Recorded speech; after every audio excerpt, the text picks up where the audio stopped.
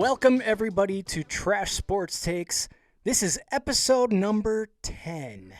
10, wow. Yeah. I am Ryan Seabrest. And I am Brent N. Liberty. All right. We have a great interview coming up later. Yeah, I think you guys are all going to enjoy it. Joe Matos. I said it right. What does Joe do?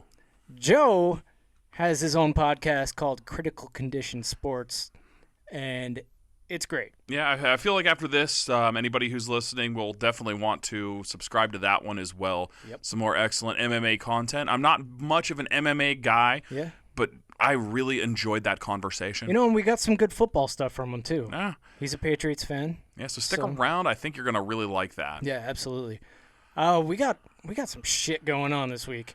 I don't know if you just saw that tweet from Filipponi. Man, unfortunately, you always see tweets from Filipponi. You know what the bad thing is about Filipponi tweets? Everybody in Pittsburgh, Pittsburgh fans know that it's the kiss of death. Yeah. If he's ever like, oh, no, I like our chances tonight. We're going to win. We're going to get creamed. I don't even care what sport it is or what. It's over. I gotta say, I gotta quote this tweet. So Filipponi just said, this was 4 hours ago, but anyway. Could Dwayne Haskins be the next Brett Favre from bust with the team that drafted him to a Super Bowl MVP and Hall of Famer? It's possible. I mean, I suppose it's possible. It's nothing I would count on. Yeah, he's going to end up at another strip club and... Well, hopefully he's learned his lesson. It's all you can hope for if you're with the Steelers is that, hey, you kind of screwed that one up. We're giving you a second chance. Yeah. Are you able to handle it? And perhaps he is, perhaps he isn't. He was not a good quarterback with Washington. No. At all. No. And, I mean, there's ability there. Yeah. And he was great at Ohio State. And, I mean, I could see him improving under a system that works for him without any pressure on him, just being like, hey, learn this, get better, know that you could have your shot in a year if everything works out. Yeah. I mean, it might be the thing that works for him. It could be. But saying that is a lot different than saying, I don't know, man. This guy could someday be the all-time touchdowns leader for a few years. What the fuck is that, man? Horrible. It would be nice. I wouldn't complain, but it's not something I'm counting on at all. I would. That's a trash take, though. It is a trash take because it's just throwing shit against the wall. It's another one of those, if it happens, you'll be I told you, and if it doesn't, which is more than likely it won't, right. You'll never hear from it. You'll never hear it again. Yeah. That was just like something our friend Ted Brogan sent us just now. Thanks, so Ted. We had to bring that up. But let's talk about Pedro's balls. We're starting with Pedro's balls? Yeah, Pedro's sticky balls. I didn't want to come here to talk about Pedro's balls. Pedro Martinez. He had some things to say about the whole sticky situation in the MLB. Okay, so for those who don't understand, just this past week, they started really cracking down on pitchers using spider tack or all sorts of different ways to either scuff up the ball or just to get that grip. Get that little extra grip on there, and it can add a lot of break to the ball. That's why you do that. Especially with the spider tack, basically what it does is it glues your hand to the ball, and as soon as you release, it comes off the tip of your fingers and you get that extra spin on it. I saw somebody showing how it's done, and you're right. It's fucking crazy pitches lately. That's why there are so many no-hitters this year. Yeah, there's been a lot of no-hitters. Batting average is way down across the league. Strikeouts are way up across the league. And it's one of those things. Whenever anything like this happens, there's usually shenanigans at foot. And baseball is so terrible at being reactive instead of proactive that they always let these weird conspiracy theories float before they actually take care of the issue. Right. It's always the ball is juiced. The ball is dead. It's not... we've heard that so many times. Even this offseason, they're going through it. Man, there's more homers than ever. I'm sure the ball's juiced. You know what? Really? Is that really what you think's going on? Right. If they're going to allow something like that, they need to allow corked bats. It's the same thing. But on the flip side of this, going into this season, all these no-hitters, strikeouts way up, just definitely more of a defense and pitching game. everybody's like, it's the shift. I'm telling you, it's the shift. Oh, fuck that. They always look for this convenient out so they don't have to face reckoning. And they wouldn't have to face reckoning if they were ever proactive about anything. Yep. Like, baseball's so poorly run. Oh, the worst. We've gone over the fact they don't market their players. No. And then they let things like this fester until they become just this massive stain on the sport. How many massive stains on baseball do we need? Oh, we got a lot. We do. A lot of them. Pedro Martinez, he had some things to say. We have some very good quotes this week about this whole situation. Pedro said about sticky balls, and he was not trying to be funny when he said this, but it came off hilarious. He said, "It's my game, and I dictate how I want my balls to be rubbed up. If you didn't do a good job of rubbing the balls the way I wanted them, and I didn't feel like I was comfortable, I was going to do whatever." He is not a caring lover. There was no give and take. If my balls aren't comfortable, I'm going to do whatever. He's definitely one of those, well, if I come first, I win type of guys, isn't he? The best part about that interview was he was so oblivious to what the fuck he was saying. Like, I just laughed so goddamn hard. And then we got Gerrit Cole. He's back. I spelled Gerrit wrong last week, because it's sort of an odd way of spelling Gerrit. It's a really dumb way to spell it. But he had another horrible interview moment, and I'm going to play that for you. Just play, because the whole thing gets insane. This is only a very short video, but let's do it. I just can't. It's hard. I mean, it's hard to. It's so hard to grip the ball. For Pete's sake, I just can't. For Pete's sake.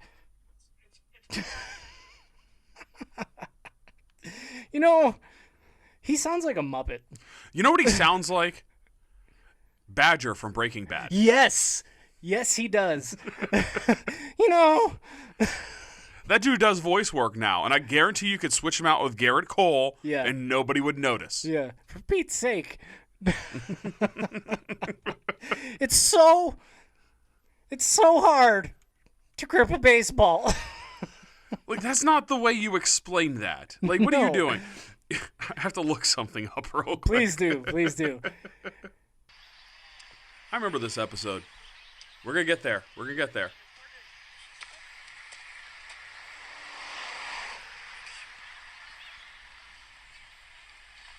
Hey. Not him yet. You selling? I don't know what you're talking about. See? That's cool. All right, no, he'll go. It's hard. I mean, it's hard to. It's so hard to grip the ball. For Pete's sake. All right, Badger. Let's see what else you got. I'm just saying, if you were selling, I could maybe do with the 18th. You're kidding, right? You're kidding, right? Dude, I so smell bacon. What? What are you talking about? Oh, gee, I don't know. How about over there? That brown. Unbelievable. They are the same person. They are the same person. That's amazing. That was a good call on that one. It was better than I even thought. Yeah, I mean, it was spot on. Spot on. Oh, man. Well, you see, that's the thing. I've watched a lot of Gerrit Cole from his time with the Pirates. Yeah. And, oh, my God. He wasn't that good. No, he was good. He wasn't that good, though. Now he's the highest paid pitcher in baseball history. But, people forget with the Pirates. He started playoff games. He was an all-star. And there was always things that I thought, like, his slider's unbelievable, because his slider, it's more like a supercut fastball and a slider. It's not huge and sweeping, but he can throw it 98, and it has this crazy late movement. The spin, man. And I used to even think then, like, he needs to throw that more. And then he started throwing it more. Just to get that spin on that sort of velocity, it's almost an unhittable pitch. Yeah. And clearly he's a little afraid of losing that. But I will say, after for Pete's all sake, that, for Pete's sake, he pitched last night and shut him down. He did. Who did not pitch last night? Another former Pirate. God, man, everything could have been great. It could have been good Everything could have been good. Could have been good for you. Tyler Glasnow, I'll tell you, that dude was a super prospect. Yeah. And it was a concern with him was he never found that third pitch. Right. And just he was wildly inconsistent in Pittsburgh. He was traded in that terrible, terrible Critch Archer deal that will haunt me for the rest of my life, where suddenly he found that third pitch and became an all-star. No. And it appears that he found that third pitch with the sticky stuff. With the sticky stuff. For Pete's sake, tell us what he said. All right. Quote, Tyler Glasnow, whether you want us to use the sticky stuff or not, it's fine. Fine. Do it in the offseason. Give us a chance to adjust to it. But I just threw 80-something, 70-whatever innings, and you told me I can't use anything in the middle of the year? I had to change everything that I've been doing the entire season. Everything. Out the window. And I have to start doing something completely new. All right, here's my problem with that. What's the problem? You weren't ever supposed to be fucking doing that anyway. Exactly! This is not some new rule that just came from nowhere. Yeah. This is just, man, maybe we should enforce the rules we are, because we're baseball and we're terribly reactive. We let everything become a huge fiasco before we do anything about it. So maybe we should start enforcing the rules that we have instead of freaking clutching pearls every time Fernando Tatis crushes a bomb because he admires it for a second. Yeah. Yeah, maybe we should actually enforce this shit. And baseball's so messed up, dude, that the worst. You have stars like Tyler Glasnow. God, why is he a star? Fuck. Yeah, that sucks. God damn. You have former bad Pirate, now baseball star. God. Tyler Glasnow, incredulous at the fact that they'd actually enforce the rule that has existed for our entire goddamn lives. Yeah. I mean, like, baseball is the worst at enforcing rules that they've already had. They're the worst at a lot of things. So you enforce these. You don't enforce the rules that are written, but you have to follow the unwritten rules. This is the problem with baseball. They think, oh, well, it's just the attention span of youth these days. You know what? That is the calling card of somebody who's out of touch and doesn't know what the hell to do. You have a good game. Yeah. If you like strategy and, you get some action, but some is not, like, you have the product. You are unbelievably terrible at marketing it, and apparently you're even worse at maintaining it. Yep. So don't look at, don't shake your cane at those damn youths and all their options now. Look inward, because time and time again, baseball shoots themselves in the foot. Yep.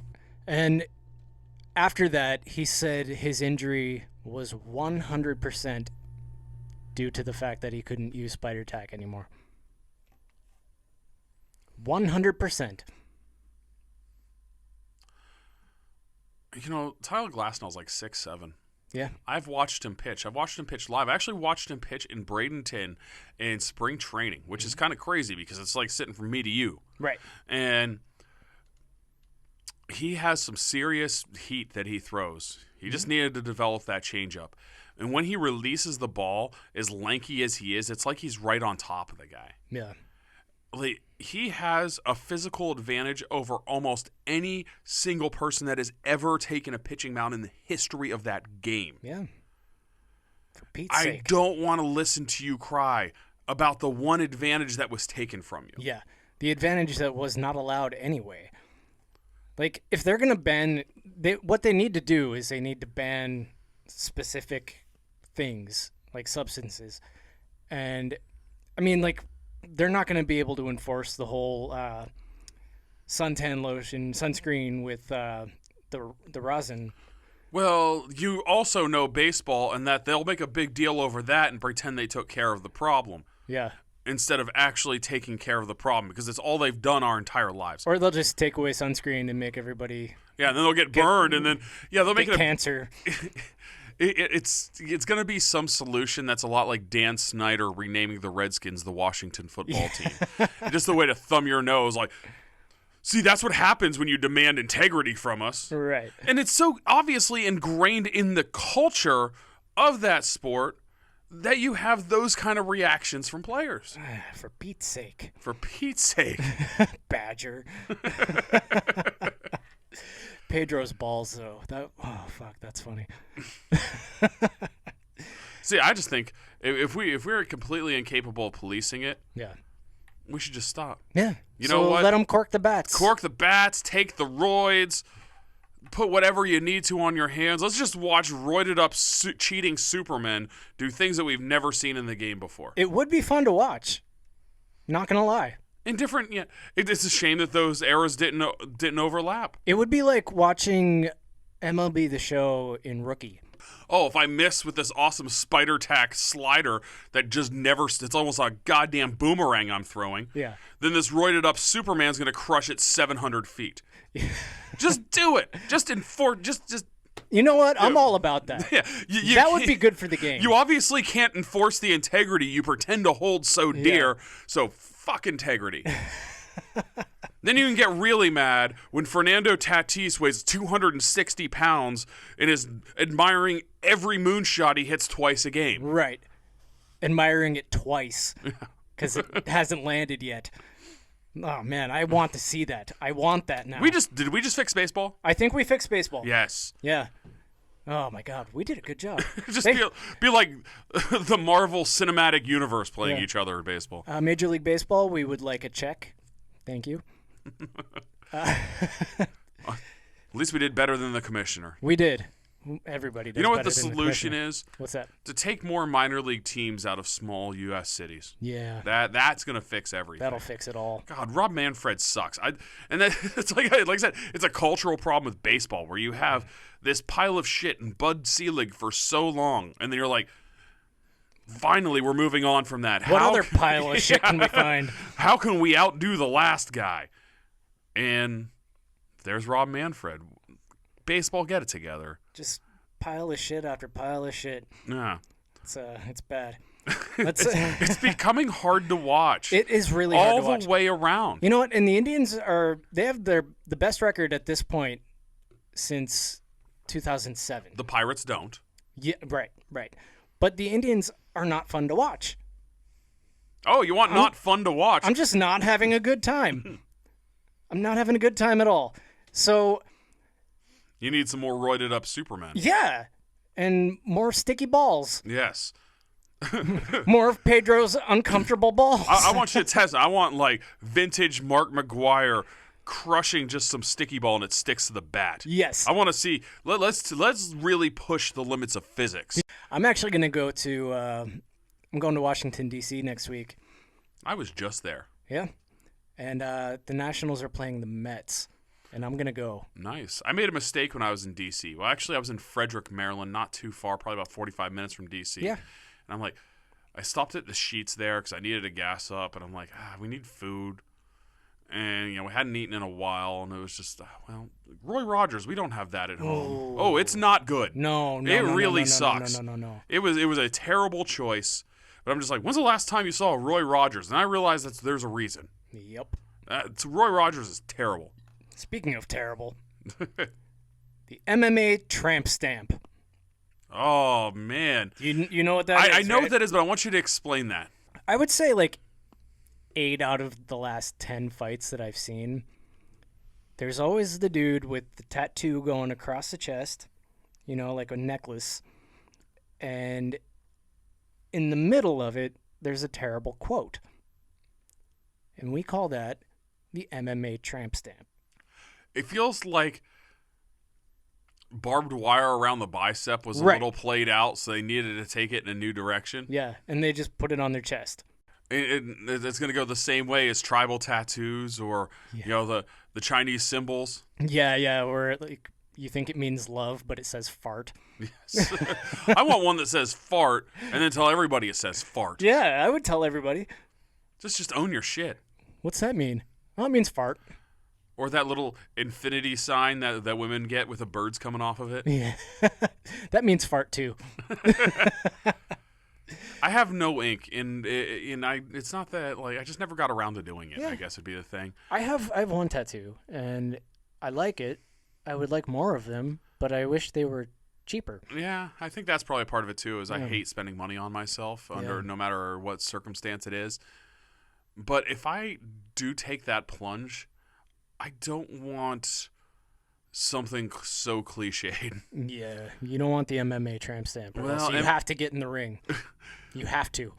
Well, there's a lot of MMA fighters that are dumb as shit. Yes, there are.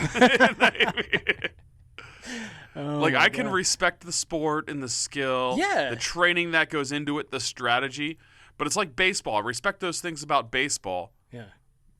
but Aubrey Huff played baseball. Fuck Aubrey Huff. I mean, there's some dumb assholes in sports. Aubrey Huff said some more dumb shit yesterday, but we'll get into that later. I'm almost sick of talking about him. Yeah, me too, but I just... Fuck that guy. We have a great interview coming up right now. We're going to get to that, and then we're going to take a little break. So, everybody enjoy. We're going to introduce you guys to Joe Matos of Critical Condition Sports.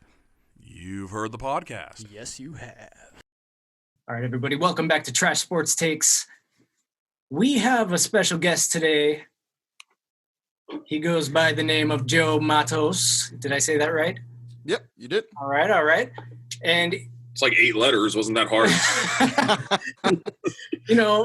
it can be. And he is a host of Critical Condition Sports Talk, right? Yes, sir. Critical Condition Sports. All right. All right. Tell us a little bit about your show, man. Yeah, man, it's great. Definitely. So my show started actually in the middle of the pandemic, but it did not start because I, wasn't working. I was still, fortunately, I was still employed. But I told myself, you know what, we all got to adapt and we got to do certain things. So, people are home. So I wanted to produce content. I felt like it was a perfect time to produce content that people could be able to listen to. And I've always been a huge sports fan. And, MMA, believe it or not, MMA is one of the biggest things in my podcast and in my show. Yeah. It wasn't in my plans actually to actually just talk MMA. No, my original plan was to do NFL and NBA. Okay. So I started off doing some YouTube stuff. Enjoyed making the videos, got comfortable in front of the camera. Yeah. And then it grew and I was able to start doing a podcast just because I wanted to talk to different people. I wanted to have guests on and people aren't going to sit through a 30-minute hour video on YouTube. So going into podcasting, that's where I decided to go into. And I knew some people in the MMA world. So from that point on, just started talking to people and it started growing off. And my show itself just started naturally gravitating towards MMA. So that's MMA is something that I've always loved since I was 10 years old. I'm 28 years old now. It's been, about 18 years. It's been 18 years going. And I've been in love with it ever since I saw my first mixed martial arts matchup between Rich Franklin and David Loazo. I fell in love with the sport, saw the Ken Shamrock and Tito Ortiz rivalries. And that really got me glued to the TV set watching, that drama and like bad blood built up in there. So yeah, Critical Condition Sports is just a weekly show where I have a different guest. And I'm actually going to start branching out and start doing 2 shows just because, we're talking to a lot of fighters. There's always a lot of news going on in the world of sports, mixed martial arts specifically right now. And yeah, man, that's, if you want a good time and if you want to get to listen to a good, chill conversation, just jump on there, man. We're on Apple Podcasts, Spotify, wherever else you get your podcast from. Yep. And I've listened to the show. You're a great interviewer. You drinking Miller Lite over there? Yeah, brother. Actually, it's left over from a UFC 263 party I had over here. We are drinking Brewdog. I'm actually not drinking anymore. I quit. I'm drinking. I didn't quit. So I got a non-alcoholic Hazy Jane, or hazy as fuck. Yeah, I got the Hazy Jane here. It is alcoholic. And I just love to hear a story like that just during the pandemic. I think a lot of us sort of went through almost like I don't want to say depression, but we're just sort of bummed out and angry. And I love seeing your energy. It turned that into something positive. And then going ahead, sort of following the lead of what's working, what's not, and what you're passionate about, not being afraid to switch gears to make something really cool. And that's a really sweet name for a podcast, bro. You got to be critical, man. Hell yeah. That's sick. I love it, man. So you interview fighters and such? Yes, sir. I interview fighters. I tend to just interview somebody that has anything to do in the sports world. Like I've interviewed somebody from the WWE. I just interviewed a jiu-jitsu world champion. That'll come out in the next couple of weeks. Nice. I try to just interview not just MMA fighters, but different kinds of athletes that'll give me a different outlook on certain things. And, I've gotten the opportunity to interview a couple actors as well. And more than anything, I'm just trying to branch out and just not be so redundant with the kind of content and interview style that I give my audience. I kind of want to be in a sense educational in that sense where, there's other forms of like way to stay active, not just MMA or UFC. There's different and more talented athletes out there in the world. and just want to get their story out. No, that's a really cool thing too, and it's always fun to find those interviews. And I do feel like that's a big part of podcasting. There, if I can make you laugh and make you think, I did my job correctly. Yeah, exactly. So, has there been any interviews that you say, "Oh, this is like either I crushed it or the person that I had on was great"? Like, if I was a first timer, what direction would you point me into on your podcast? Man, what direction? Man, there's different ones, man. I truly enjoy every single conversation I have, and no one's been like a pain in the butt or anything like that. Everyone's been just so phenomenal and easy to work with. If I had to like tune into somebody just so you can truly see like my podcast, I'd probably go back. I'm on episode 46 that will be coming out on Friday. So I'd probably even go back all the way to episode 4, with Corey Mack. Sorry, episode 3 with Corey Mack. He was my very first guest, and we talked our smack. And it was just a real fun time. He was my very first guest on the show. I'd done 2 episodes by myself. That's episode 3. When he came on board, was just something. It was my first experience, man. And I was so nervous to talk to another individual. And, is there going to be dead silence? And, how am I going to react, when it's me and somebody else? So, and that, I felt it went great. It was crushed. If anybody else wants to tune into something more later on, there's an episode with TJ Perkins. He wrestled in the WWE. He's a guy that, is a professional wrestler and wanted to come over and just talk sports, man, and just get a break from what he's doing in his everyday life. That's fantastic. We talked NFL and basketball in there. And then there's a couple more recent ones with Chelsea Torres, and there's MMA fighters like Tyler Diamond that came on the show, who's a PFL fighter right now. Those are great episodes as well. Awesome, man. Yeah, I'd love to see the hustle. I just love to see this coming together for you. What did you do before you got into podcasting? So actually, I was working full time at a restaurant. I was a restaurant manager there. Was working actually about 2 months ago. I was fortunate enough to be able to step away from the restaurant industry altogether. Got some exciting stuff to announce, but it's not ready to announce yet. But got some sweet stuff working behind the scenes in the MMA world right now. But because of that in podcasting, I was able to leave the restaurant industry, man. It was a huge part of my life, but it was time to go into something else and truly do something that I wanted to do, and, work towards something that I, wanted to be my own boss at. Oh, what a transition, man. That's great. Definitely. And I had no public speaking, no telling you definition of a caveman. I did not know how to work a camera. I did not know what editing software was. I did not know what Anchor or, how to put something on Apple Podcast worked. It's something that YouTube was essential and helped out. And, I'm self-taught in that sense. Yeah, I'm actually starting to get more comfortable in front of a camera. It's the camera that got me uncomfortable. I'm starting to get a little better at that. I would think you'd be the last person to be uncomfortable. I would too. This guy spent a decade on stage. We were roommates back in our early 20s because we couldn't get a girl to pay attention to us. He moves away, goes all over the world, and is singing and acting and stuff on stages in huge cities. I thought you'd be fine with that. Yeah, and then I get on a podcast. And you don't even look like me. No, and you're when we were messaging, you're so sociable. Yeah. It just felt so easy to talk to you, Ryan. Yeah, I think my issue is just the camera in my face. You know what I mean? And it's I'm not looking at myself right now, so I feel comfortable. Yeah, it's a good setup there. He's real big. Jose's huge. We're tiny. Yeah. You're medium sized. I'm tiny. Oh, it's nice to be medium sized. That rarely happens with me. Oh, man. So I'm going to be honest with you. Yeah. I don't watch too much MMA. I went to Edinburgh University, and so it's a big D1 school. As far as wrestling goes, nothing else is D1. So a lot of big time wrestlers have come through there. I know our athletic director and the former wrestling coach was a multi-time Olympian. His name is Bruce Baumgartner. And my next door neighbor fought in Bellator. And and the wrestling coaches were my landlord. So I got to meet Edinburgh grad Josh Koscheck, way back when he was nothing. Josh Koscheck, yeah, it's a big name. You know that. Yeah, I've had beers with him. I'm not friends with him or anything, but just through mutual friends and stuff, I got to talk to him a few times. So my view of that is always sort of weird because where I watch MMA is all for like my guys that either I went to school with or now since I'm pushing 40, they're all sort of finishing up with that. Yeah. But just people who went to my school because I know how big of a deal wrestling is there. As a total novice, how would you pitch MMA, your show, all of that to me? So with MMA, what I have to tell you is you're in for a ride.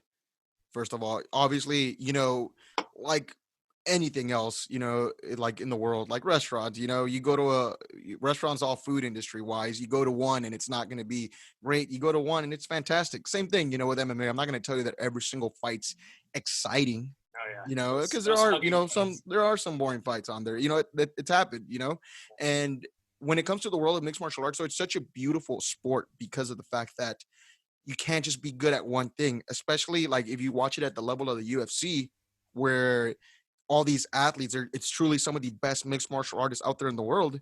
Sure, you can get by just being, let's say, a good wrestler. But, at some point or another, if you're trying to become a champion, because obviously people do this for money, right? I mean, it's got to pay, and two, people want to be accomplished and they want to become a world champion one day.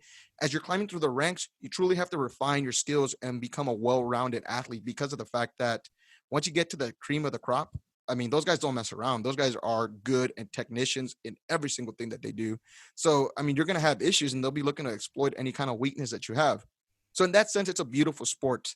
Why I would tell you to watch MMA is just because there are fights where it's nonstop action. There are things where if you're, a mental thinker and you truly appreciate like strategy, it's like chess. You got to be careful with your movements and the way you're watching this thing. And why I would tell you to watch, mixed martial arts in itself is you watch a event in itself, you'll become a huge fan and you'll be interested in watching the next one. There's so many ways to branch out. The Ultimate Fighter's on, and that's something I recommend you watching because That's a what the great Ultimate show, Fighter man. is, it's a reality TV show and you're stuck in a house. And it's the hardest tournament there is in sports in that sense because you're locked into a house. Sure, it's a mansion, but there's no TV, there's no music, there's no books, that kind of stuff. So, it makes it interesting, and why you should listen to my show is because a lot of these fighters that have been through the gauntlet and have been through the Ultimate Fighter show have come on the show and tell you their personal experiences that you don't always see on camera. That's awesome. That, and I would say just listen to his show because clearly this guy's good at this. Like you clearly got skills. Yeah, man, this is great. Yeah. We try to mentor different podcasters here in our city, which is Erie, Pennsylvania, and some of them got it, some of them don't. You clearly do. But Appreciate it. yeah, one thing that I do like that MMA has done, as I mentioned, I got like 10 years on you. So I remember MMA and we were kids and there'd be Tank Abbott and stuff. And like, yeah, you could like punch people in the balls or rake face. Like, guys, no like, it was a madhouse. And, Dana White purchased UFC and sort of, it almost feels like I've read some interviews with him where almost did it almost like off of a WWE type of thing where he builds the personalities, put in those laws and stuff like, the rules and stuff like that. Are you a boxing fan at all? I'm a boxing fan. I watch a little bit of boxing. My dad was a huge De La Hoya fan. Okay. Obviously, Mayweather was the villain in that sense, has always been painted up as a villain. Let's be honest. I mean, at least from my upbringing. So when Mayweather fought De La Hoya, that was a huge fight. I was in middle school, so it must have been over 10 years ago already, Yeah. So, Mayweather kind of makes himself out to be a villain anyway because he beats women. Yeah, well, he's a terrible human being, and he's the best defensive boxer who ever lived. But I feel like, because I grew up watching boxing. I cared about those fights. I watched De La Hoya and Mayweather and, Pacquiao. Yeah, well, even before that, we're talking guys like, Arturo Gotti and Mike Roy Tyson. Jones Jr. and Riddick Bowe and Ricky guys Hatton. like that. Ricky Hatton, man. I feel like there's big enough personalities for them to sort of have that renaissance that MMA is almost ripped from them. Do you think that it's because of there's almost a centralized governing body as far as UFC is? I know not Bellator. Or do you think it's because they're good at marketing their people? Like, I don't know. As a fight fan, what caused MMA to overtake boxing in like the public lexicon?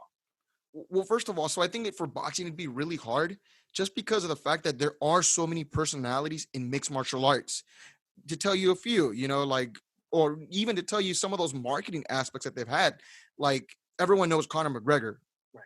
But Conor McGregor back in the day Like, look, I don't want anyone to get hurt. You know, I really don't. But man, like the whole water bottle, the whole him and Khabib throwing a dolly there.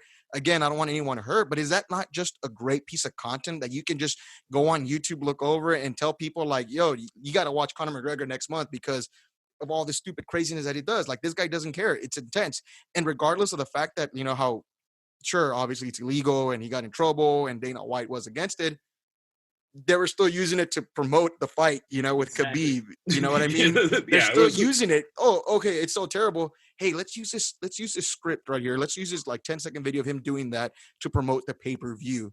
You know, so in that aspect, I think it's just gonna it crushes boxing as far as promoting. Obviously, there's a lot more heat in a sense from press conferences. There's always more notable things that I see in MMA or just UFC press conferences in general than in boxing. You know, like this past week, Marvin Vettori and Israel Adesanya, UFC 263, that press conference, that shoving match, how Marvin Vettori was trying to get up in his face, and sure enough, he got his ass kicked, right? But it hyped you up Handed for to the him. fight.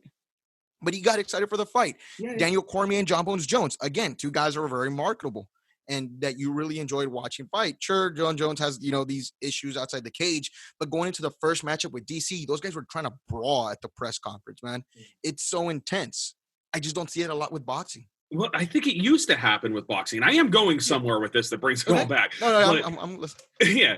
But like, you know, as a kid, you would get those shoving matches. I remember watching like fights on like HBO on Saturday nights with my dad, and there'd be things like I remember Andrew Golota hitting Bo in the balls like 4 times, and a riot erupted.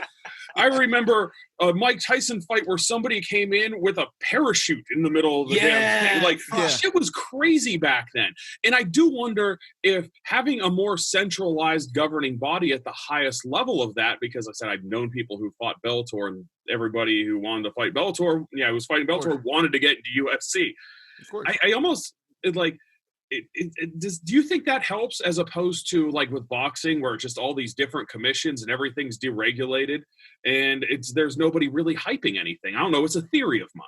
No, I agree with you. I definitely think that it has a lot to do with it. You know, Dana White, everyone knows who Dana White is. You know, he's the president of, you know, the UFC. And sure enough, you know, like Bellator and PFL, and you have all these other organizations that are growing, are becoming popular. And hell, I'll even go as crazy to say as some of those fighters can definitely, you know, contend with some of the champions in the UFC. Bellator's featherweight champ could absolutely crush UFC's featherweight champ. Obviously, the UFC would never do that. But, you know, these organizations are coming up. But my point in all this is that, you know, there is a face to it. Dana White is. Fellas, I'll tell you this right now. I do not know anyone that's like the face of boxing as a commissioner or a president in that form of that Dana White role. I don't know a name. I know Golden Boy Productions, but that's more of like an agency, I believe. It's like former like what Don King used to do. Yeah, it's like promotion. Exactly. So I don't have a face or a clear direction when it comes to boxing in that sense. Because I don't think one exists. No, dude. I don't think and I think now that it's hurts them. It's all like, I don't know. It's a mess. Boxing is a fucking mess right now. And going into boxing being a mess, and this is sort of what I was coming back to here, is we've seen a lot, both boxing, more boxing than MMA. And it seems like boxing's big plan is to do sideshow shit, you know? Like have like Aaron and, not Aaron Paul. That'd be funny. Eric Carter. Aaron Carter. Odem. Yeah. You know, Carter, just have insane stuff like that. And I mean, some people could twist it a little bit like, oh, well, MMA doesn't do it. Well, what about Kimbo Slice? But they don't as much. How do you feel about, you know, stunt fighting like that to promote fighting in general? Well, so when it comes to that kind of stuff, here's the thing. Like, you know, I'm a very open-minded individual, but my belief is like, I'll take Jake Paul versus Ben Askren as an example for everyone. I am not against it. I could care less for it, but you know what I mean? Like even the Jake Paul thing, I can kind of in a sense respect Jake Paul in the sense because he's like fighting pro fights. He's not doing these like exhibition fights. You know, I'll give him respect in that sense. You know, he is fighting at a pro level, you know, like it or not, however he's thinking about that, he's doing that. I don't care much about it though. I feel like if you're into that, if you are into that, that's fine. I'm not into that though. Right. So I'm not going to watch it. You know, I was interested in the Jake Paul and Askren thing, sure, But like the whole Aaron Carter and Lamar Odem, I didn't know. I knew they were gonna fight. I didn't know when they fought. I didn't As a know they matter were of gonna fact, fight. yeah. As a matter of fact, I had a little get together here for the UFC 263. Heads the Miller Lite here, leftover beer. But my friend was telling me, "Oh yeah, these guys fought already." I'm like, "What? All right, cool." And they showed me I some found out highlights. when I got home. Exactly. So, like, if that's your thing and you want to watch it, albeit that's fine. Just don't try to like force it on me or anyone else. Right. Because I saw people go crazy when it was Jake Paul and Tyron Woodley. Jake Paul and Ben Askren telling like guys from MMA Junkie, "Oh, it's a disgrace. Why are you guys covering that?" Well, they're covering it because it has eyeballs. Clearly, there's enough money to go around to promote this and market this. Now, again, I feel like you are entitled to watch whatever you want. I don't control your eyeballs. If you like Aaron Carter versus Lamar Odem, that's fine with you, brother. But I'm not gonna watch it. I'm not gonna pay for it. I'm not gonna stream it. I'm not gonna, turn my TV on and watch that. That's just not my thing. I could care less over the Logan Paul and Floyd Mayweather thing. I told my friend, and no disrespect, I'm like, I stopped watching cartoons a long time ago. I stopped watching fairy tales, a long time ago. Like, I watch a fight because I want to see a decisive winner. Yeah. I don't think go the to a best part of football that game fight for a draw. Yeah, exactly. You I know think what I the mean? best part of that Huge fight. waste of time, right? Exactly. The best part of that fight to me was the comically large headgear. They had to. They're amateurs. They technically have to do that. Yeah. So, yeah.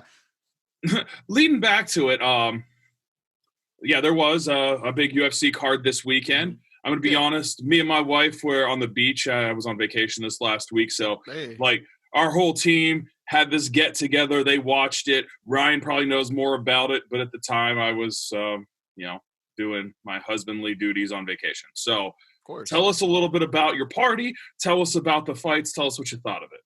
Well, UFC fights are always great here in my household. Have some food set up, have some beers. Don't go too crazy on the food. Go heavy on the drinking, have some beers, have a good time. Fight night, man. It's always a good time to crack open some brews, chill with your friends. I want to go to have his a good party. time safely, of course, safely. So, you were watching the fights, man. It was crazy. The card started off crazy, Paul, Craig, and Hill, went at it, and it was a short fight, shorter than most. But seeing just the arm, I mean, I felt terrible for Hill's arm that got dislocated. I thought it was broken. So did I. Dislocated. It was dislocated. That thing bent it so bad. And the fact that the ref didn't see it, drives me nuts. And, terrible. He was clearly like, look at my fucking arm, man. And the other guy laying on his back is like, his arm's broken. And then he starts punching him in the face. Yeah, and it's the referee's fault because the fighter's job is to do what he's got to do to get this fight stopped. It's the referee's job to tell the fighter stop. Yeah. It's kind of funny as somebody who didn't see it, that's pretty much the only thing I've really heard about it is, you should have seen the arm, man. That shit was crazy. Yeah. It was so intense that me and my buddies were like screaming, like, dude, like stop the fight. Like stop the fight. Like this, it's over. Like this guy can't even like defend himself. This guy's arm was twisted. How do you expect him to tap? His elbow was sticking out like through the inside of his elbow. Yeah. It was like our joke, it was a flop, not a tap. Yeah. He was trying. You can't flop out. You have to tap out. Yeah, no flap out. That's a good one. No flap out. You got to tap out. Well, he is okay though. He is okay. He said that he was okay. So that's the good. That's the only reason I'm laughing about this. I feel bad for him though, because that was his first loss. Yeah, it sucked. It sucked losing like that. But it's part of the gig. I always tell people it is part of the job. And unfortunately, there's winners and there's losers, and unfortunately, you lose like that. You'd like to just lose straight up and get knocked out sometimes, or a hard fight match, but you wouldn't want it to end like that. Yeah. What was your favorite fight of the night? Favorite fight of the night was Brandon Moreno versus Davison Figueiredo. I have issues with that last name. I'm like the worst. I'm looking at it. I can understand why you would have problems with that name. Yeah. I'm a Hispanic. Brandon Moreno's a Hispanic, and to just see, I'm like from a very Hispanic dominant area, the Rio Grande Valley. I live in San Antonio, Texas now. But just to see the first ever Mexican born UFC champion, dude, when he was doubted so much. Look, folks, I'm not gonna lie to you. I had Davison winning that fight, but just seeing the cool, calm, collective nature of Moreno leading up to the fight, whether it was the shove that Davison gave him at the press conference, whether it was, Brandon not struggling with weight like Davison yes, he's had struggles, to watching him fight and just dominate that. I never thought Davison was going to win that fight during that fight because it just looked like it was Brandon's time. And that was just a great thing to see. Great thing to see people and friends and family and just even people that I know that are from the Rio Grande Valley or Mexico just have a proud moment in that sense that, hey, we have a first Mexican-born UFC champion. And the It sportsmanship shows the was barriers. It shows the barriers and it opens doors. And the sportsmanship was great. That makes me happy for it, and I have no connection to it. I'm like, oh yeah, Brandon Moreno, that's my guy. I'm happy about It was that. awesome, man. Yeah. So I got to ask, you said you live in Texas, right? Yeah. I see behind you, you got a New England Patriots. How the hell did you become a Pats fan? Man, I saw a game when I was 5 years old. Patriots against the Browns. Patriots won. I said, that's my team. That's the first football game I'd ever saw. You, man. That's it, man. That's it. And then I'd play my dad. I remember my dad got me an Xbox 360. Yeah. Those were the thing back in the day. Now we're at the Series X. God knows what's coming next after that. So my dad got me an Xbox 360. Madden 05. It was a cover with Donovan McNabb on there. I remember that. 04, 05. It was probably 04, 05. One of those 2 years. That's when they were still changing I got obsessed things. with playing it. Yeah, I got obsessed with playing that game, and I would always be the Patriots, and I saw this guy named Tom Brady. I'm like, oh, this guy seems cool. I don't know if Fair you've enough, ever right? heard of him. But I fell in love with that team. That's Dude, been my do or die team. That hurts my feelings because I'm a Browns fan. And Oh my goodness! that- I love that the just Brownies. I lived in breaks me. Cleveland for about a year and a half. No shit. Cleveland's nice. Ew. No, I'm just kidding. Crazy city. I mean- Crazy city, man. I love it. The nightlife is great. I'm from the Rio Grande Valley, fellas, so there's not a lot of nightlife there. Right. Then you go to downtown Cleveland. There's the baseball, there's a pro team, first of all. There's a football team, there's a basketball team, there's a baseball team in there. It's pretty nice. Yeah, it's a cool city. Yeah. So I mean, not far from you, you know our area, and you know that it's very, especially with the NFL teams, it's there's a three-way war here because we're right between three major cities, and so that's sort of the fun that Ryan and I have. Is I grew up about an hour south of here, which definitely makes me a Pittsburgh Steelers fan, Oh yeah. and so we have fun with that. Yeah. And we got Oh, the the Buffalo Steelers. Bills less than an hour away too. Yeah. And it's like, And my wife's a Bills fan. She Oh, grew up a shit. season ticket holder of the Bills. She's happy right now. Oh, God. Deservingly so, though. Deservingly so. They went through a lot of crap. yeah, they did. Yeah, so they have a good team. That time in the 90s when they were losing, like they lost like what, three, four? They're like Super 3 or Bowls in 4 a row? Super Bowls. Yeah. You know, we got to give credit to those teams. I know you weren't around to see a lot of that, but man, those were some great teams, and we just think of them as losers. Like, it's not fair. There's like so many. The Bills. Yeah, man. There were so many Hall of Famers on that team. Like, Bruce Smith is still the best pass rusher I've ever seen in my life. Like, Thurman Thomas was a great running back. Yeah. He just fumbled a Yeah. lot. You know what I mean? he lost his helmet because of a halftime show. I know a lot about like those Bills years because there's this documentary called America's Game. Mm. It's like an hour-long episode of every single year's like Super Bowl champion. Okay. So my dad made me sit through every single Super Bowl at the Your time. It was, dad's like, Super awesome. Bowl 40. Yeah, so I would see like the journey of every Super Bowl champ. It was interesting as hell. But yeah, I saw some of those heartbreaking years. You know, they lost to the Giants and Otis Anderson. Yes. They lost to like the backup quarterback and Jeff Hostetler, who had a great story to win it. And what was Scott Norwood was the field goal kicker. God, I cannot believe he man. missed that kick. Oh, man. Do you ever watch any, what is it, ESPN? They do those 30 for 30s. Believe it or not, I have not. And Shit. that's it sounds shocking because I'm always Yeah. watching all that kind of stuff. But no, I Some of them are great. Some of them, meh. Yeah. But the Four Falls of Buffalo is excellent. It makes Yeah. you kind of fall in love with that city. And I've spent a lot of time in that city. I'm not really in love with it, but you can have fun there. But, you know, just watching, like, you almost felt bad for Scott Norwood in there because he was telling this that, like, it was still, like, emotionally a lot for him because apparently after he blew that kick, you would think, especially as crazy as Bill's Mafia is known for being, they'd be throwing rocks at him at the airport. But they showed him nothing but, like, love and support and just like, hey, you know, things like that happen. And he still, like, can be in Buffalo and people don't treat him like shit. And just him talking about that city and how he was treated after letting everyone down and just watching him break down, being grateful about it, you're just like, you do want success for them, you know? If Twitter was a thing back then, though. Oh yeah, he's lucky. Meme city now. Twitter's undefeated. That's what I've come to learn. Twitter's undefeated. You can't win on Twitter. But you know what though? It can't feel. I mean, it feels terrible, right, for every sports fan. But you could be a Vikings fan. Was it 1998 NFC Championship game against the Falcons, man? Gary Anderson. A blank. Yeah, there we go. Yeah. Anderson. Hadn't missed a kick in like 2 years. Hadn't missed a kick all season long, and the one that mattered the most missed it in the playoffs, man, and that cost him. Dude, you see, that hurts me. Like I said, I mean, I grew up, a little over an hour north of Pittsburgh. So Gary Anderson came to my school because he played for the Steelers when I was a kid and took us all outside and kicked footballs. And we thought he was awesome. And I just remember he was being so nice to me when I was like 8.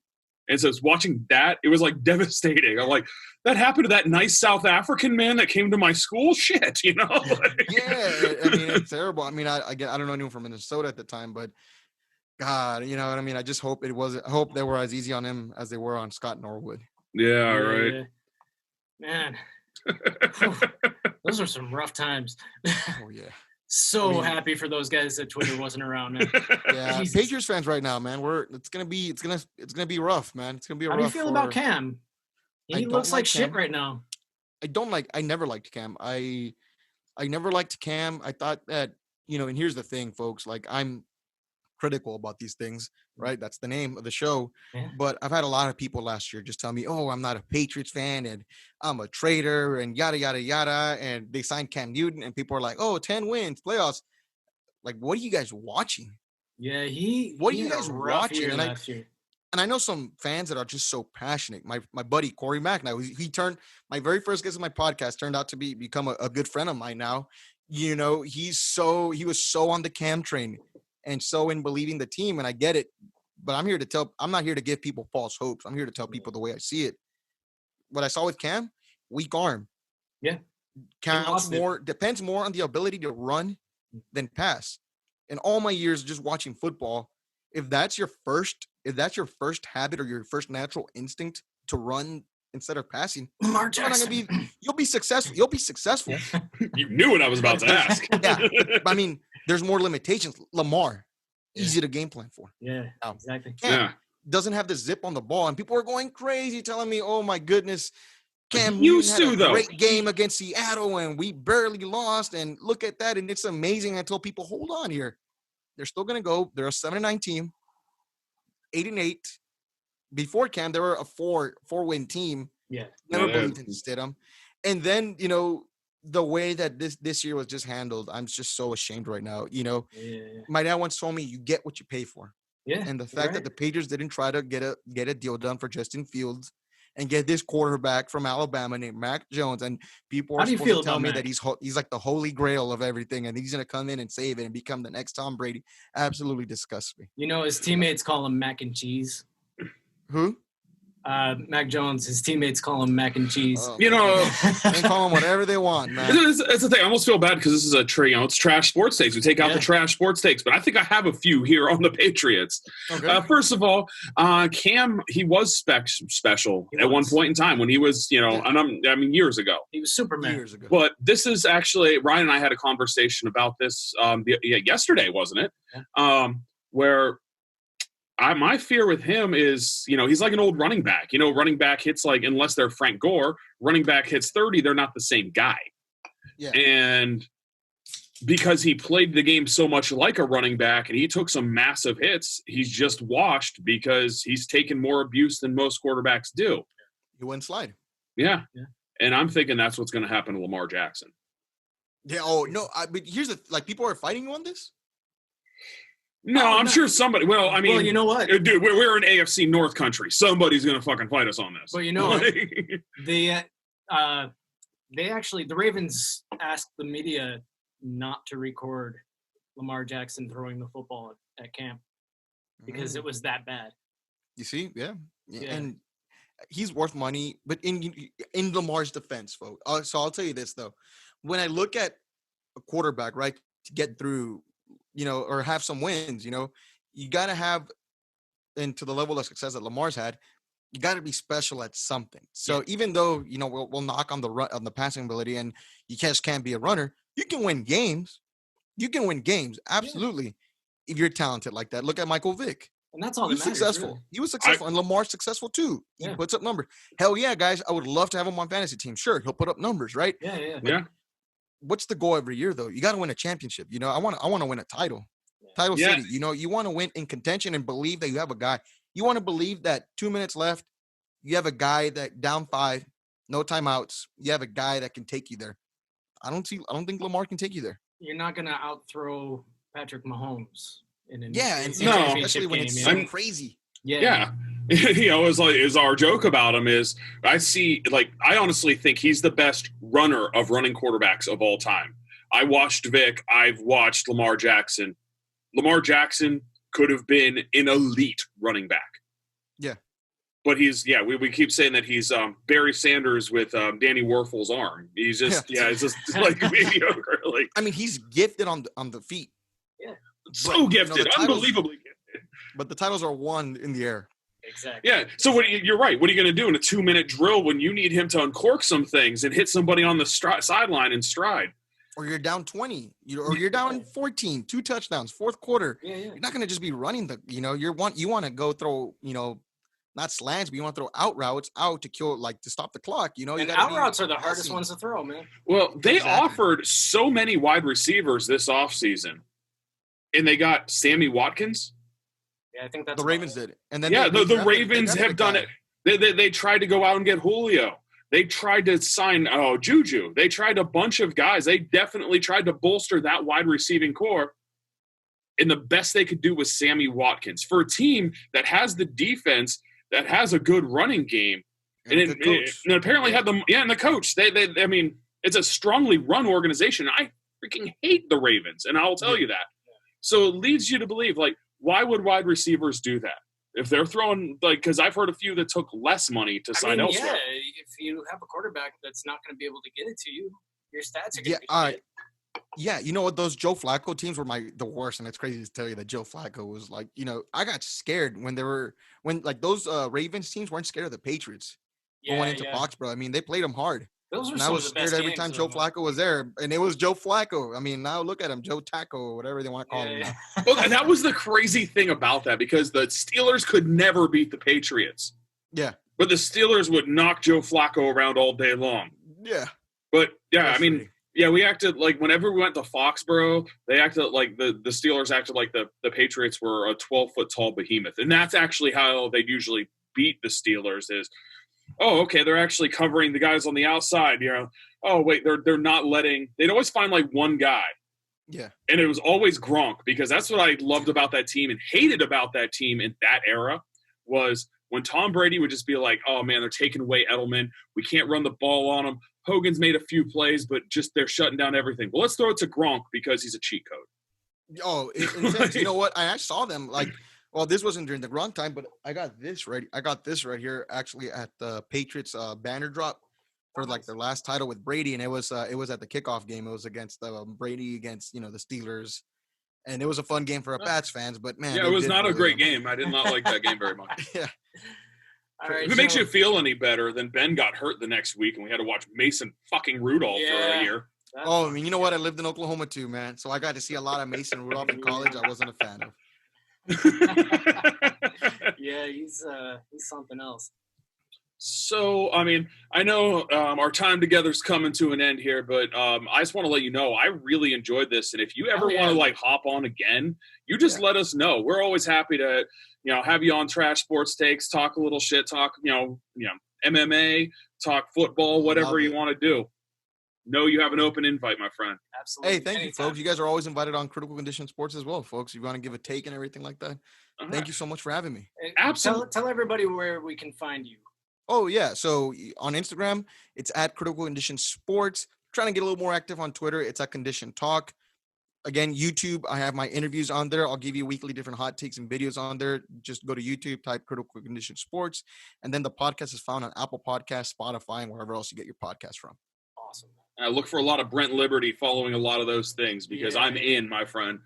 Ryan Hey, Seacrest. thank you so much, folks. All right, Joe. Thank you so much. Thanks, Joe. We will see you next time, brother. Hey, I appreciate it, brother. Y'all take care. You too, man. Welcome back, everybody. We want to thank Joe Matos, our friend over there in Texas from Critical Condition Sports. Thanks for joining us again today. Yeah, I hope you guys enjoyed that one just as much as we did. We didn't want it to stop, but we had so much more to talk about. Like they probably, even though we gave them that awesome interview with a guy who's probably a lot more talented than us, they definitely want to hear us pontificate on people's trash sports takes. That's why they signed up for this. That's why they're listening. That's what this show is. Yes. Yeah. And So you know what? We're looking to reward some of you. we're going to reward 2 of you today. And I'm going to bring this up right now so we can reward you properly. We have the Idiotville Productions. Trash take of the week. I like that. Yes. And you know what? This one comes from somebody that I never thought we would have to talk about on this show. Who is it? Reggie Miller. Oh, man, I liked Reggie Miller back So in the did day. I. Just going into the Garden and ripping the heart out of that city. Right, man. So Reggie threw out one of the worst tweets in the history of sports. I think, Okay, today. well, let's hear it, because there's a lot of bad tweets in the history of sports, or else we wouldn't have a show. Right. This one's pretty bad, though. Okay. This one ranks above or amongst the top. So he said, I'm just going to throw this out there to see what the response will be like. If you're Steve Nash, you're spelled wrong. If you're Steve Nash. If my Steve Nash? Yeah. If you're Steve Nash. If my personal Steve Nash. Yes. And the Nets, would you sit James Harden and Kevin Durant in Game 6 because of the heavy minutes tonight and push all of your chips to the center of the table for Game 7? No, you absolutely do not do No. that. What the fuck are you talking about? You go win Game 6, and then you move on, and you have time to rest. I mean, you have to have some real confidence that, we're taking Game 7 in order to do that. Yeah. You know what, Reggie? If they do that and they lose those 2 games, I hope they do. My God. that would be, Steve Nash would never coach again. Oh, my God. Not my Steve Nash, anyway. Not yours. Maybe mine. I don't know.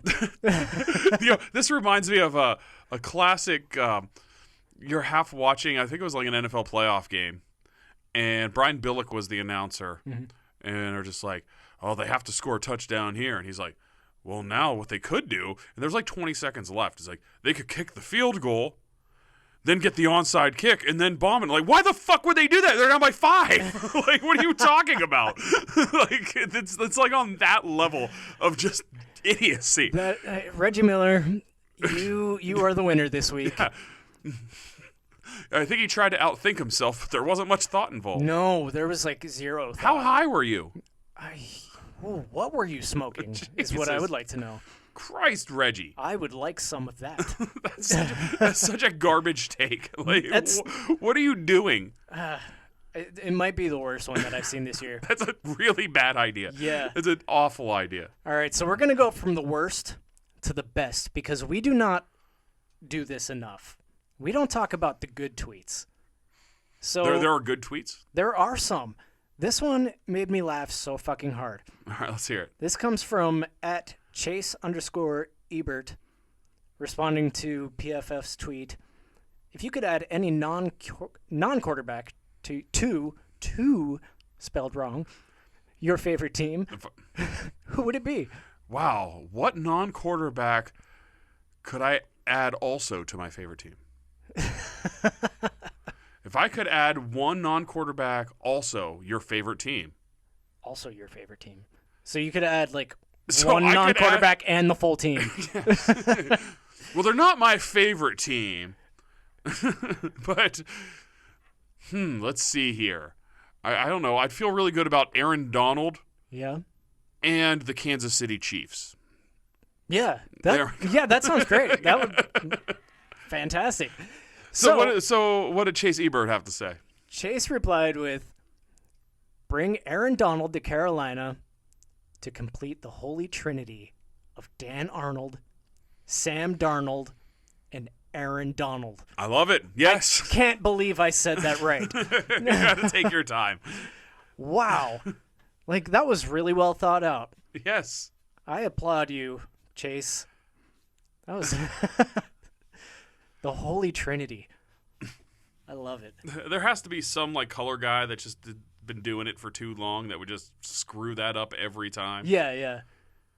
Like it would have been John Gruden, but Oh, God. he's coaching now. Yeah, he's making horrible decisions in Vegas like we do. Yes. I guess I think Collinsworth would be the guy that would screw it up. Yeah. Sam Arnold, damn it. Sam Arnold. Aaron Arnold. That's not even a guy. Aaron Fondled. Oh. Dan Donald. What's the guy from Roseanne? John Goodman Well, what was his character's name in it? is Dan. What was Roseanne's last name in that? What was their name last I name? think it was Arnold. No, it was Tom Arnold was in that because it was Roseanne Arnold. But all right, I'm looking this up. We need to know. I'm not going to put it up to you. Yeah, to the world to find this out. I can find this out. Because if it's Dan Arnold, I know his name was Dan because I remember very clearly Roseanne saying, Dan, with her horrible fucking voice. What do we got here? It was the Connors. Oh, fuck. Okay. Yeah, now the show's named the Connors. You think we would have figured that out? Yeah, no, well, I don't pay attention enough to I don't that shit. watch sitcoms. I don't either. My sitcom watching days ended a long time ago. Yeah, it's just not fun to me. I mean, not that there's not good comedies on TV, Sure. but you don't just turn on like NBC and watch sitcoms anymore. I You haven't done don't that like in a long time. Young Sheldon. Get the fuck out of here. I didn't even like Old Sheldon No. on his stupid show. Old Sheldon was terrible. Young Sheldon is probably just as bad. Yeah, just like, wow, how could we make this more annoying? Let's make him a kid. Yeah, No, pass. Absolute pass. And that's all that CBS is too. It's trying to milk that like Chuck Lorre sitcom family because he's done a lot of them. He did like 2.5 Men. 12 and a half. 12 and a half men. Well, I don't know. They had so much recasting. They had towards too the many end. men. Yeah. I'm pretty sure he did a few Kevin James vehicles. Okay. And they do that and they do procedurals. Yeah. And procedurals are great because what they do is just take a city name and then something that sounds kind of ominous. Tonight on Kansas City Burning. And next week on LA Burning. Yes. Like, I love it. We could definitely make one of those. Oh, we could. Yes. Let's do it. I think we just did. It's done. On Omaha Tears. A special episode. As Jack comes back. Hey, I'm Jack. Fuck. Jack! Oh, shit, Jack's dead. Oh. Oh, no. And then coming up is young Sheldon. And next week, be sure to check out Dallas Tears. Right after Miami Blood. I love it. We went a little off the rails there, but Yeah, I we did. enjoyed it. I That don't was fun. care. We have to go off the rails once in a while. It was like that one conversation we had in episode 2 where we talked about the OnlyFans. Another one. No, please, no more. No more OnlyFans. Now, before we take off, I do want to play one more video for you. Aubrey Huff. I know you hate talking about him because it gives him attention. Yes, And I hate giving him attention, but he's an asshole. we know. So he deserves it. I want you to listen to this shit. Like this alpha male bullshit that's going around? Like where he tells everybody to take testosterone because an alpha male has to take testosterone. Yeah, I mean, shouldn't we be like taking his testosterone if he's so alpha? Right, yeah, you're so alpha, what do you need more testosterone for? God, if I just had a little more testosterone, I could spout nonsense on Twitter all day long. Yeah. God, there's nothing manlier than that. He's got his own new apparel line. It's called Alpha Apparel. Of course it is. Yeah. Let me guess, it has that like paramilitary motif. Oh, yeah. And I just want you guys to hear how dumb this motherfucker is. It might not even have anything to do with sports. I just want you guys to know how dumb this piece of shit really is. You know what really gets me off, guys, is the comments I'm getting from my Alpha American Apparel company. Aubrey, aren't you rich? Have you made enough money? You're peddling cheap Chinese knockoff shirts. I can't tell you how much I love reading that shit because it's people like you that I'm not selling to. It's the people that are capitalist pigs that believe in a free market, that believe in America. I don't think you're selling to them either. I'm cool. Yeah, I got alimony payments. I got child support payments.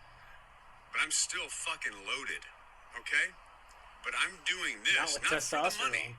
I'm doing this because it's a passion. I'm sick and tired of seeing the world being run by censorship and white knights that put women on a pedestal and come to their rescue and drive hybrid Kias, drinking soy lattes with man buns and skinny jeans.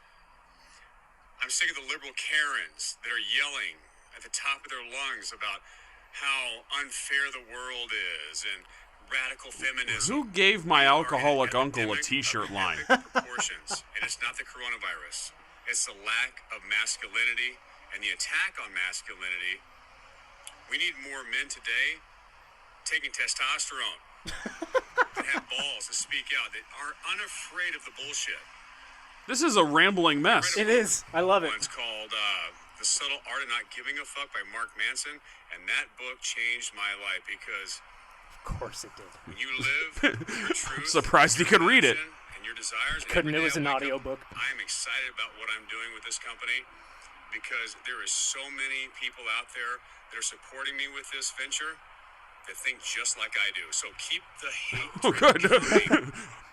You think I'm an idiot. You wait until you see the idiots that are supporting me. Yeah. That sounds like freaking Kurt Schilling's video game company just Yeah. all over again. That's, yeah.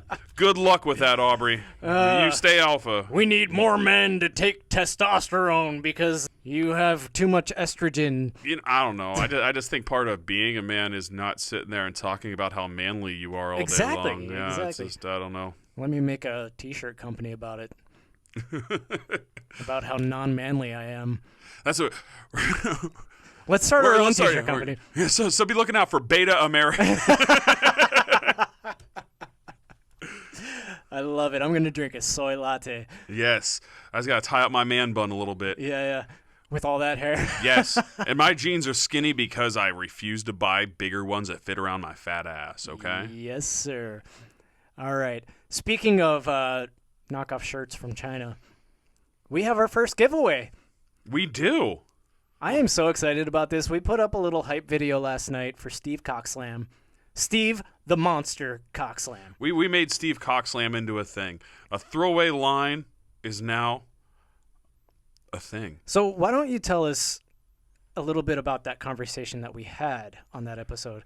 All right, so what we were discussing is how everyone gets really provincial when it comes to arguing about their greatest basketball player of all time. Yeah. You get like a lot of us that are the older millennials to a lot of the Gen X guys, they'll just be like, oh, it's Jordan. And before that, oh, it was Kareem. And then you have, oh, it's Wilt. Now people are like, oh, it's LeBron. And it's just this thing that goes over and over again. You'll never be able to prove it. And so it's just this endless source of arguments, but yet we take it so damn seriously. We don't. We don't. They but do. People that like there are shouting matches, and if you even happen to mention like, "Hey, I love Jordan too, but LeBron's pretty good as well." Well, you can't have both opinions. Yeah, no, people flip out. Yeah. So we were just making a little bit of a prediction that there's going to be somebody else, somebody that we don't even know now, somebody who might be in high school or elementary school or maybe not even born yet, that is going to enter this conversation. And you'll have all these people that have been saying, oh, LeBron for so long, that all of a sudden have another guy that they have to argue against. Yep. And we used a placeholder weird name that is the first one that came to my head, and that was Steve Cockslam. Steve the Monster Cockslam. So we want to help you be in early on Steve Cockslam, and we made some predictions on it. We did. He is going to be the number one pick for the Seattle Supersonics. You know they're coming back. They're coming back. We don't know when, but we don't know when Steve Cockslam's coming. All we know is both are going to happen. Exactly. And you know what? Seattle deserves Steve Cockslam. They went through a lot. You know, how much must it suck to get Kevin Durant and you have him for 20 minutes and then he's gone? Yeah. Well, it's okay because they're getting Steve Cockslam. You're about to get Cockslammed. And they're going to Seattle. Yeah. And we're here for it. Yeah. And you can be here early for it. Why don't you tell us how? Oh, my God. All right. So we have the opportunity for you to wear the only Steve Cockslam jersey in existence. Before there are many in existence. Exactly. Number 69, Steve Cockslam for the Seattle Supersonics. Yeah, we did get it. It finally came from DH Gate or whatever the hell we used to get that. And it's actually pretty good quality. It's a knockoff Mitchell and Ness jersey. Look at that. A knockoff Mitchell and Ness Steve Cockslam Sonics jersey. Yeah. And it can be yours. Yep. I'll post a picture of it. I need to wash it because it came in that little bag. And we'll even wash it for you. Isn't that cool? See, you get a clean fucking Cockslam. Yes. If we're going to give you a cock slam, we're going to keep it clean because that's the way we do things around here. Exactly. So, yeah, we just have a few different rules. We want to get that out there. And so, why don't you explain the rules? So, you know what? I'm just going to post them on social media. All right. For everybody. That makes it a lot easier, I think. Yes. But those of you who are listening are in on the ground floor because one of those rules is you got to be a subscriber. You got to subscribe to the podcast. Yeah, subscribe to the podcast. Show us that you do subscribe to the podcast. Show us that you support us. So if you we support you with a cock slam. Yeah. So if you're like, God damn, I want that cock slam jersey and I just need to up my odds, best thing you can do is get some of your friends to subscribe. Yep. So we will have you tag 3 friends and retweet or save on Instagram, whatever the fuck they do. Yeah. I just think no matter where we do this, it's just a like and share. Yeah. And make sure that you are, make sure that you're a subscriber. If you can do all those things, we don't have to get too crazy with it. Like it, share it, subscribe. Cock slam. And if you do that, you too can cock slam. You may get cock slammed. Yes. All right.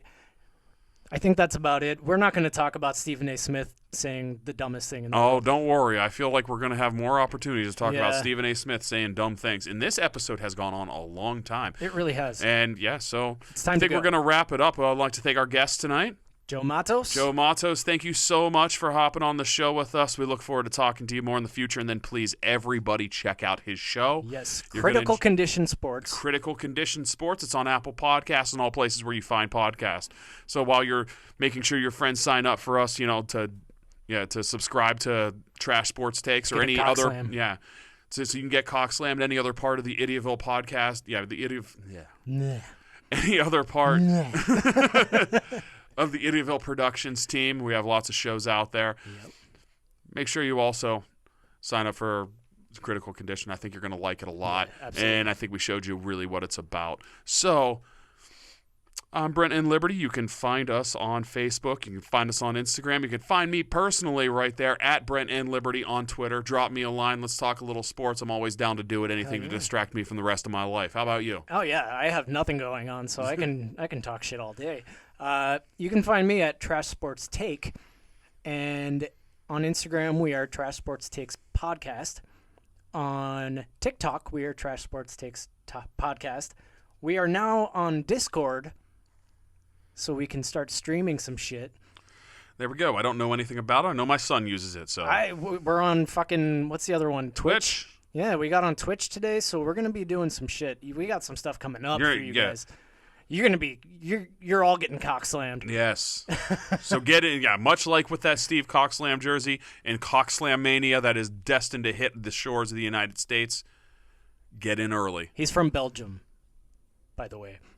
So it's like Jean-Claude Van Damme. Yeah. Or Kevin De Bruyne, which you said was a pussy. Yeah, sorry.